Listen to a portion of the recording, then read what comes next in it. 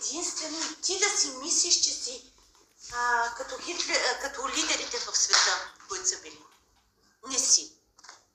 И не мога. Твой проблем ти казах какъв. Ти патологично си насочен към невене. Това е патология. Когато няма, говориш за нея. Когато е тук, говориш за нея. Когато пак няма, пак говориш за нея и занимаваш целият клас. Не, направихме си проучване. Кой си ти да правиш проучване? Първо, на този въпрос му отговори. Кой си? Къв си? Аз съм ученик. Каква специално не? А къде ти са задълженията? Да ги изкарам ли сега? Аз съм си ги Искаш ли? Така, кое за да мъкни и не ми хлъзвай какво си прочел? Къде в закона го пише, като си го прочел? Кажи ми члена. Кой член е? И помните ли кога? Питам те, кой член е? Член 54. Не, това не е член 54. Много голяма грешка имаш. Госпожо, този ученик и майка му при мен вече. Крайно време. Просто да си поговорим съвсем сериозно. След екскурзията ли? Да. Изобщо никакво удостоверение нищо. Кой си ти да правиш? Имаш ли диплома? Психолог ли си? Социален работник ли си? Отговори ми на този въпрос. Не. Кой си ти? Аз съм ученик в... Как се казваш? Даниел Цанков. Даниел Цанков. Как се казваш ти, моето момче? Георги.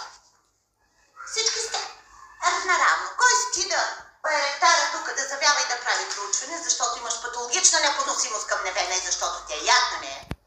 Питам те защо? Кой си ти да правиш проучване? Този, който трябва да направи, ако възможно, е класен ръководител и психолог. Квалифицирани хора, с стаж, с много стаж за дърбът. Отделно и като хора. Зрели хора, минали по много. Те имат право на това. Закона на тях. Ти пълнолетен ли си, те питам? Не. Малолетен ли си? Да. Нямаш право на нищо, освен да спазваш правила. Нека да замесваме детското юридическа стая, защото съм дофанал. И има една противообществена. Тогава става страшно. Философия и там. Ама вие съответно в момента и вие нарушавате закон, защото ми повишавате тон. Ще ти повиша тон, защото го заслужаваш ти. Не само, че то ще повиша. Аз имам право да те изгоня. Разбираш ли ме? Ти ме предизвикваш в момента. Много си нагъл!